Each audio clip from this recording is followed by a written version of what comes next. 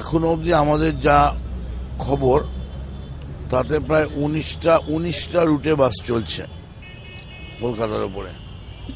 19টা রুটে চলছে, তার মধ্যে কোথায় কোথায় কোথাও হয়তো 20টা গাড়ি, তার মধ্যে 12টা চলছে, কোথাও 36টা গাড়ি, তার মধ্যে যেমন 230-এ আমাদের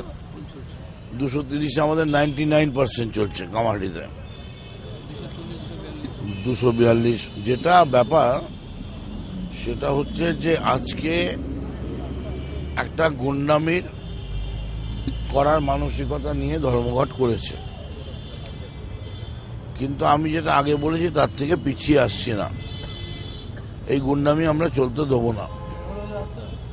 আপনারা চলে গেলেই আমি এক্ষুনি পুলিশ প্রশাসনকে ডেকেছি, এবং যেসব গাড়ি নামেনি, কেন নামেনি, যে বাস পারমিট নিয়েছে অথচ নামেনি, রাস্তায় গায়ের জোরে পার্কিং করে রেখেছে, তারা এইভাবে রাখতে পারবে না।